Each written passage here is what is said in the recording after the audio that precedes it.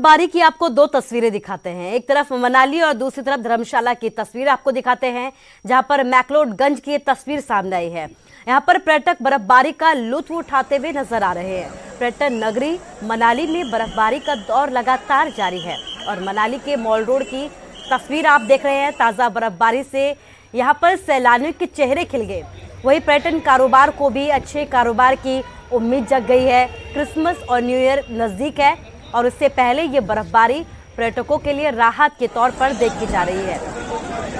तस्वीरें आपके सामने, एक मनाली की तस्वीर है, दूसरी मैक्लोडगंज की तस्वीर है। ताज़ा हिमपात की तस्वीरें हैं और इस बर्फबारी के बाद यहाँ पर लोगों के चेहरे खिल गए हैं।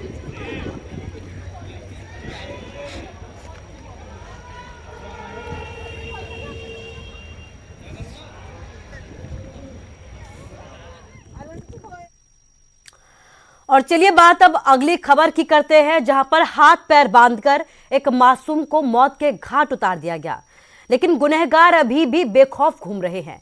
सनसनीखेज वारदात दिल्ली से सटे फरीदाबाद की है, जहां हत्यारों की गिरफ्तारी की मांग को लेकर परिजनों ने जमकर बवाल काटा।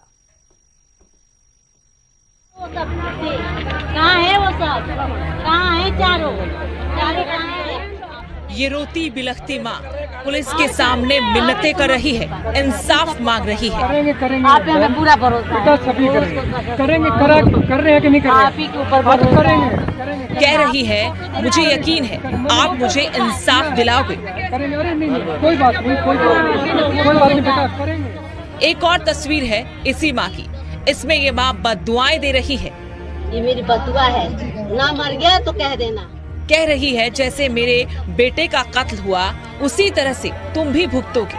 पर ये सिर्फ दर्द है उस माँ का जिसकी मानसिक स्थिति इस वक्त ठीक नहीं है, क्योंकि इसने 14 साल का अपना बेटा खोया है। शाम 13 दिसंबर से लापता था, पर अब उसकी लाश मिली है।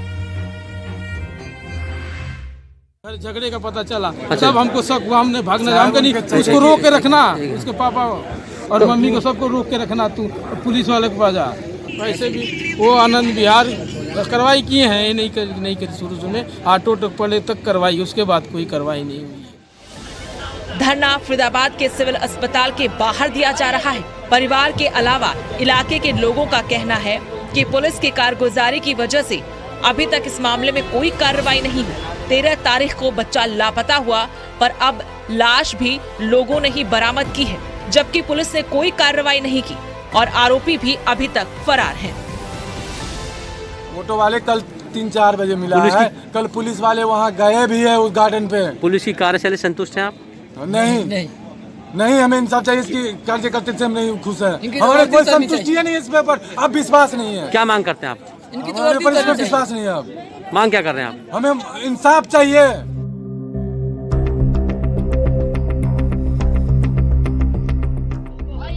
परिवार और आसपास के लोगों के मुताबिक 13 तारीख को शाम को उसका दोस्त गौरव अपने साथ ले गया था।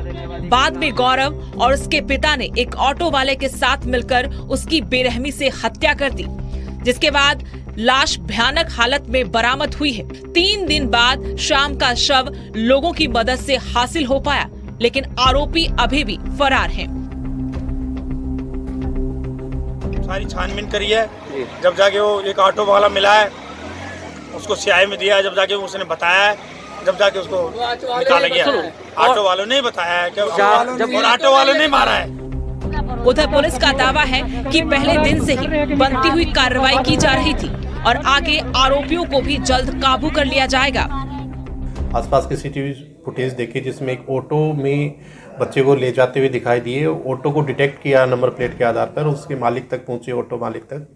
आज ऑटो मालिक को आज काबू किया है और उसी से पूछताछ पर उस बच्चे की जो डेड बॉडी है, एक खालसा वेंकट हॉल है उसके पीछे झाड़ियां हैं, वहां से उसको बरामद किया गया है।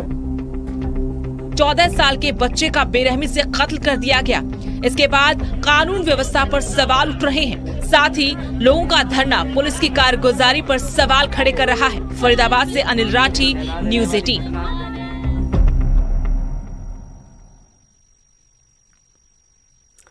और गुरुग्राम में खुले में नमाज पर बवाल थमने का नाम नहीं ले रहा है। उद्योग विहार इलाके में हिंदू संगठन और लोगों के बीच यहाँ पर अफरा तफरी देखने को मिली। नमाजी यहाँ पर आमने सामने हो गए। लोगों ने ये कहा कि अगर नमाज पढ़नी है तो भारत माता की जय बोलना होगा। हालांकि भारत माता की जय के नारों के बाद नमाज पढ़ी गई। आपको बता दें कि पिछले दिनों गुरुग्राम दौरे पर आए सीएम मनोहर लाल ने खुले में नमाज के लिए आदेश को रद्द कर दिया था, लेकिन नमाज पढ़ने आए लोगों के मुताबिक उन्हें इसकी जानकारी नहीं थी, जिसके बाद ये पूरा बवाल बढ़ा। भाई इस देश के नागरिक नहीं हो गया भाई, सारे ही बोल रहे हैं। अरे गांव में सारे चुपचाप बैठे, सारे ही बोल रहे हैं। देश के नागरिक नहीं हुआ, सारी चटाइयों को कोई भी नहीं आया यहाँ पे। जबरदस्ती बोलनी पड़ेगी, बोलनी पड़ेगी, बोलनी बोल रहे हैं। भारत में बोलनी पड़ेगी भाई, बोल रहे भाई साहब। भारत में रहेगा तो बोलना पड़ेगा। हिंदुस्तान जिंदाबाद, हिंदुस्तान जिंदाबाद, हिंदुस्तान जिंदाबाद। कोई नहीं बोल भाई, इस देश के नागरिक नहीं हो गया भाई, सारे ही बोल रहे हैं। अरे गांव में सारे चुपचाप बैठे, सारे ही बोल रहे हैं। देश के नागरिक नहीं हुआ, सारी हरियाणा विधानसभा में भी नमाज का मुद्दा उठा। कांग्रेस विधायक मामन खान और मोहम्मद इलियास ने सदन में इस मुद्दे को प्रमुखता से उठाया। कांग्रेस विधायक मामन खान ने सीएम के बयान पर आपत्ति भी जताई और ये कहा कि मुख्यमंत्री लोगों को धर्म में बांटने का काम कर रहे हैं। उन्होंने कहा कि जब पहले से ही खुले में नमाज पढ़ी जा रही है तो सीएम को इसकी इजाजत नहीं देनी चाहिए। वहीं कांग्रेस विधायक मोहम्मद इलियास ने भी सीएम के बयान पर अपनी नाराजगी जाहिर की है। आपको बता दें कि गुरुग्राम में प्रशासन ने 37 जगहों को खुले में नमाज के लिए चिन्हित किया है, लेकिन सीएम मनोहर लाल ने इस आदेश को रद्द कर दिया।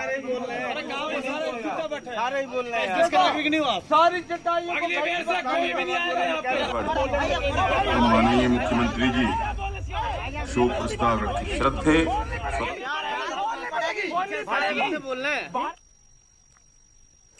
खबर अंबाला से है। अंबाला कैंट में एसडी कॉलेज के बाहर हथियारों से लैस बदमाशों ने जमकर गुंडागर्दी की।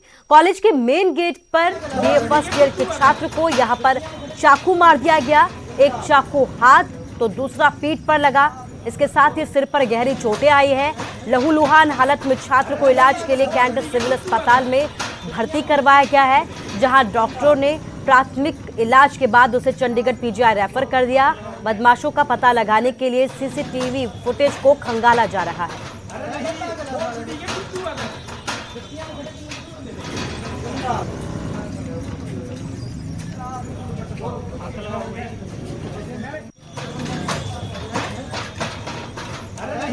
असली कोर्ट में कुछ स्टूडेंटों का आपस में झगड़ा हो गया, फिर सूचना पाकर हम पहुँचे। ऐसे में जिसमें कुछ लड़के को सिविल हॉस्पिटल में एडमिट करा दिया गया था, लेकिन यहाँ पे डॉक्टर साहब ने उनको फर्स्ट एड देके पीजीआई का रेफर कर दिया है।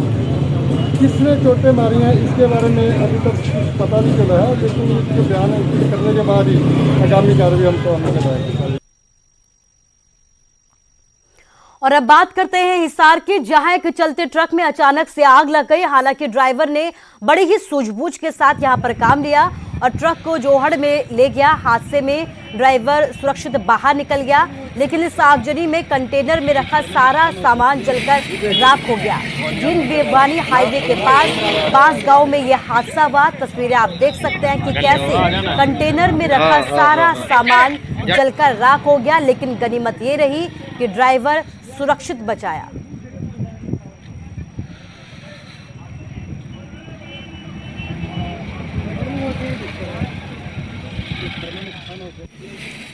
करनाल के नीलोखेड़ी में छात्रों का गुस्सा देखने को मिला है। कॉलेज के छात्रों ने यहां पर नेशनल हाईवे पर जाम लगा दिया और जमकर हंगामा भी किया।